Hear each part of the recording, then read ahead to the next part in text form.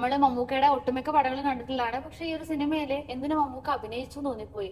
പുള്ളിന്റെ dialogue delivery എല്ലാം പക്ക ബോറായിരുന്നു. ചത്താപ്പച്ച നമ്മള് ആ സിനിമ കണ്ടിട്ട് ഇപ്പൊ ഇറങ്ങി.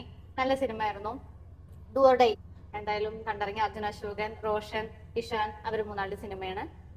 റെസ്ലിംഗ് ആണ് തീം വരുന്നത്. റോഷന് കിട്ടിയതിൽ നല്ലൊരു ക്യാരക്ടർ കിട്ടി. റോഷൻ അടിപൊളിയായിട്ട് തന്നെ ചെയ്തിട്ടുണ്ട്. അർജുൻ അശോകൻ നമുക്ക് പറയേണ്ട കാര്യമില്ല, പുള്ളി പൊതുവെ അടിപൊളിയായിട്ട് ആക്ട് ചെയ്യുന്ന ആളാണ്. ഇതിലും അതേ നന്നായിട്ടുണ്ടായിരുന്നു. സ്ക്രിപ്റ്റ് കുഴപ്പമില്ല, ഒരു ചെറിയൊരു സാധനം അത് വെച്ചിട്ട് പോയി ലാഗ് ഒന്നുമില്ല. നല്ല നമുക്ക് പെട്ടെന്ന് കാര്യങ്ങൾ ഓർക്കുന്ന പറഞ്ഞ പോലെ പെട്ടെന്ന് നല്ല അടിപൊളിയായിട്ട് പോകുന്നുണ്ട്.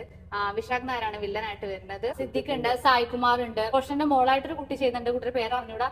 കുട്ടിയുടെ ആക്ടിങ് എടുത്തു പറയണം. ഇഷാനും അർജുൻ അശോകനാണ് സിനിമ കൊണ്ടുപോകുന്നത്. ഒരു ഇന്റർവെൽ സമയം ആവുമ്പോൾ തൊട്ടാണ് റോഷന്റെ എൻട്രി വരുന്നത്. വലിയൊരു ഫൈറ്റും കാര്യങ്ങളൊക്കെ പ്രതീക്ഷിച്ചു, അത്രയൊന്നും ഉണ്ടായിരുന്നില്ല. പിന്നെ വിശാഖ് നായർ അടിപൊളിയാണ്.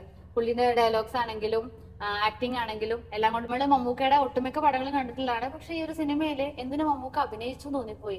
പുള്ളിന്റെ ഡയലോഗ് ഡെലിവറി എല്ലാം പക്ക ബോറായിരുന്നു. ഒരു രസമില്ല. വന്നപ്പോഴൊക്കെ വളരെ മാസമായിട്ട് വന്നു കൈയടിക്കാൻ. പക്ഷെ പുള്ളി കണ്ടു, പുള്ളിയുടെ ഡയലോഗ്സ് ഒക്കെ വന്ന സമയത്ത് പോവാൻ തുടങ്ങിയ ആൾക്കാര് എന്താ ആവശ്യത്തിന് കോമാളിയാക്കി. അതെ അതെ. ഇതിൽ ഇപ്പൊ പുള്ളിയുടെ കളങ്കാവലൊക്കെ ഇറങ്ങിയിട്ട് ഹൈപ്പിൽ നിന്ന പുള്ളിയായിരുന്നു.